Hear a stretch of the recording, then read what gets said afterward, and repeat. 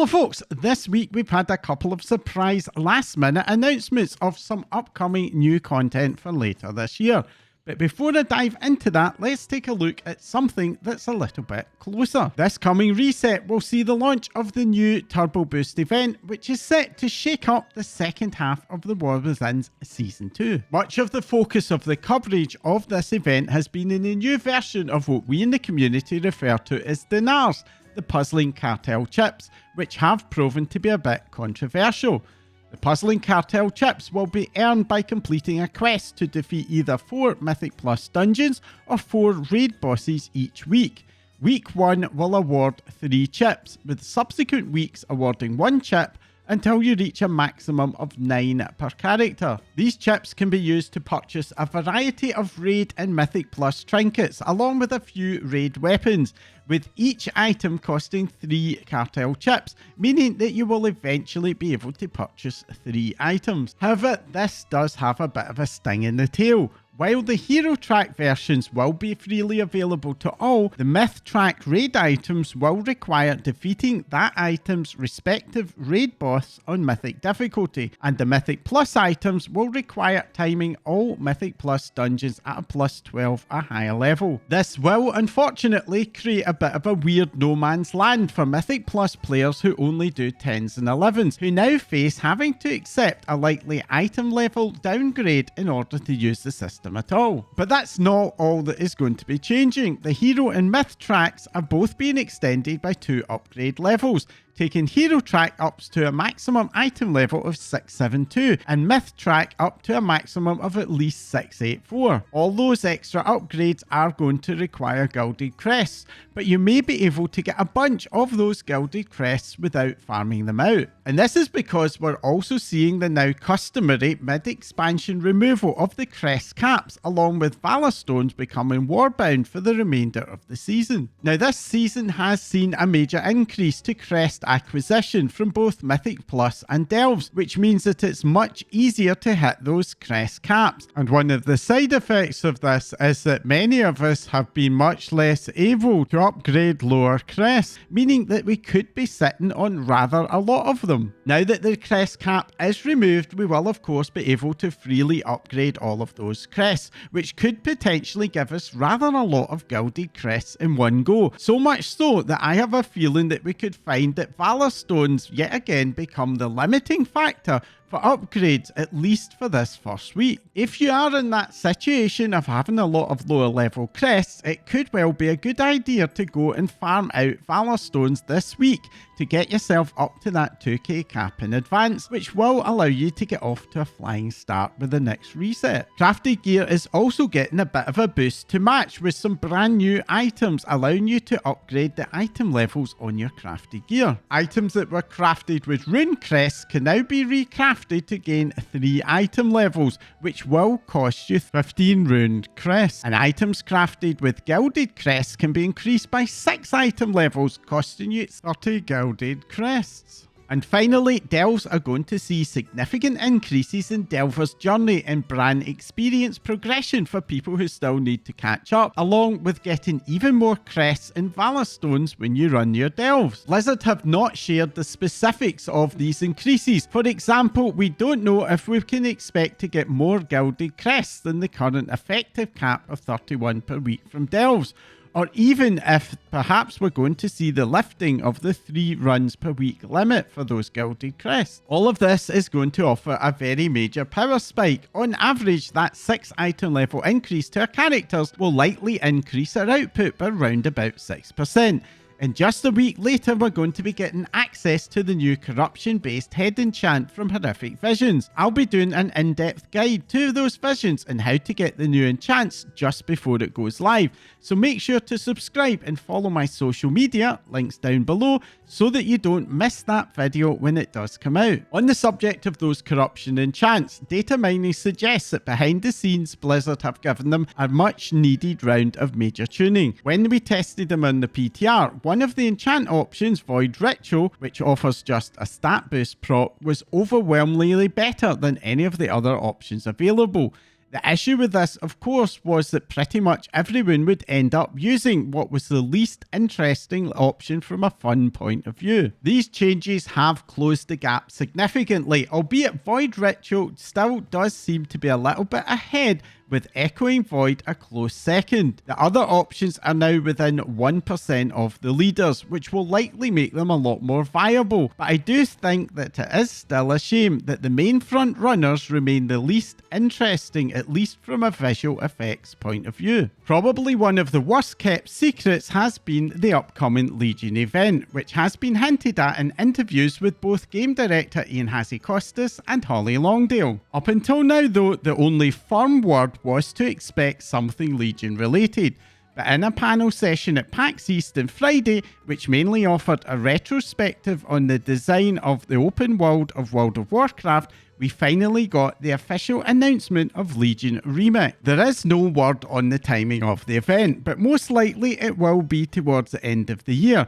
and the team are still working through how to integrate many of Legion's systems into the Remix event, but they did announce that it will be including Mythic Plus. And for open world players, there's also going to be a new experiment called the Shattered Timeline, which is described as where everything went worse, which kinda sounds like a hard mode for open world content. And also looking ahead, the panel teased a new game mode event to build on the success of Plunderstorm. For this, the only detail that was shared was a screenshot of Darkshire, with the team saying that they want it to be another surprise. But this time around it is going to be very different to Plunderstorm, and they hinted that they intend for it to be something a little bit scary. In the recent Wowcast video that discussed Blizzard's plans to add more add-on functionality into the base UI, game director Ian Hazzikostas promised that the new Cooldown manager, which has had a bit of a lukewarm response from the player base due to its lack of customization,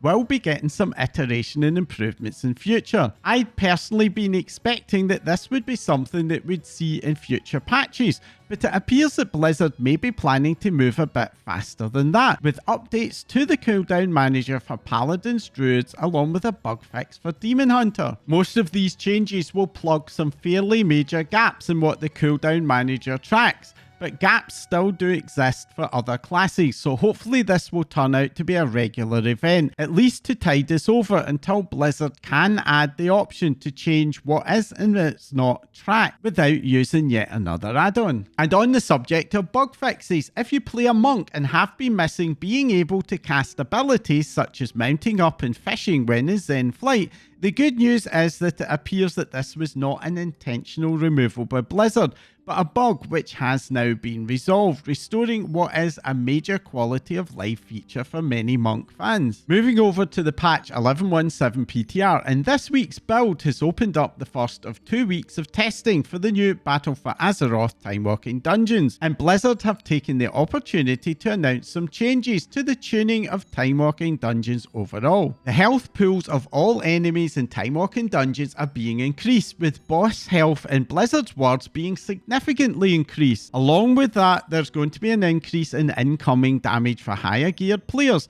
but lower geared players will be seeing lower damage. In return for this increased difficulty, and the dungeon gear drops are increasing from the current Explorer track up to Adventurer track, and the number of Time Warp badges for clearing the dungeon is being increased from 10 up to 25. These changes are probably pretty reasonable. Currently, Timewalking dungeons are a bit of a face roll no matter your level, and it's fairly normal for groups to speedrun through them, pulling most of the trash packs between bosses in one go.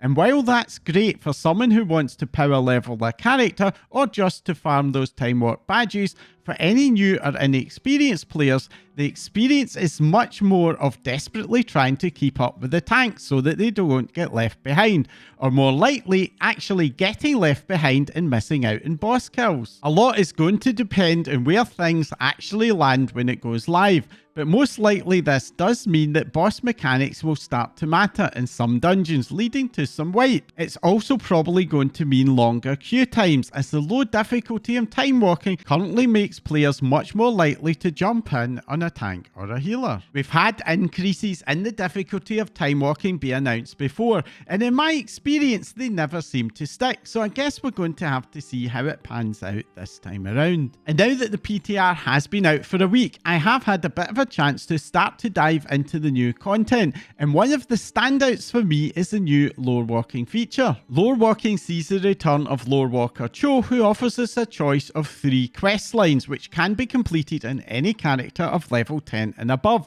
Each of these stories blend together some existing old content quest lines along with brand new content to create fun little recap storylines. The star option is Xalatath's backstory, where non-Shadow Priests can now experience the Shadow Priest artifact weapon questline, which first introduced us to what could well be the best World of Warcraft villain since Arthas. Along with that, we also get the BFA 815 storyline, where we help her escape from the Blade. Yes, it's our fault, yet again, that Dalaran gets destroyed. And a brand new story which explains how she ended up in the Blade in the first place. The second option, Meet the Ethereals, sees us revisit the Burning Crusade Dimensius questline in Netherstorm, followed by the Illyria and Locust Walker story from Argus and Legion.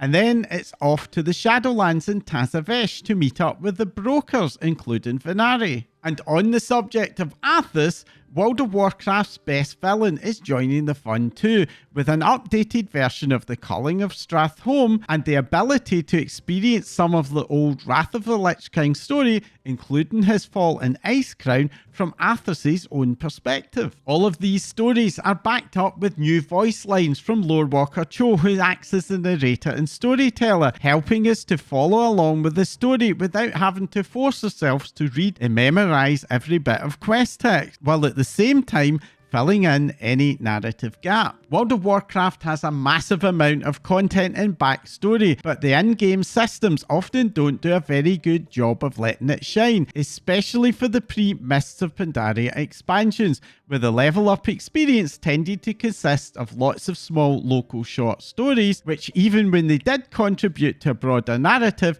generally did a pretty bad job of pulling it all together. Small wonder then that unless you're a lore nerd, we end up needing videos by Noble or Bellular to explain it all to us. This new approach is for me a great way to deliver those backstory recaps in game, making the story a lot more accessible for the majority of the player base who don't follow content creators or Wowhead. And even for those of us who do, it offers us more options to level up our characters. Speaking as someone who levels at least one character of every World of Warcraft race to max level, by the time I'm done, the current content expansion, which is the only option for the last 10 levels, can get a bit old. And while these particular new quest lines are not enough to fill that full gap, it will be nice to have a small break from the War Within. I suspect that this is just an experiment by the dev team for now, but it's one that I fully expect to be a big success for its target audience of more story invested players. And it's one that I hope will be built upon in future, ideally to add another option for how we can level up our alts. And that's it for this week's update. Are you looking forwards to the new Turbo Boost feature and the launch of Corruption to invigorate Season 2 for you, or has the Dinars restriction left too much of a bad taste in your mouth? Let me know in the comments down below. And if you found this update useful, interesting, or even just plain annoying, then do let me know by hitting that like icon. And if you want to support my channel, do hit the subscribe button right now before you forget. You can keep up to date with when I release a new video along with all my doings in game by dropping me a follow on social media. My links are in the description down below. That's all for now. Thanks for watching.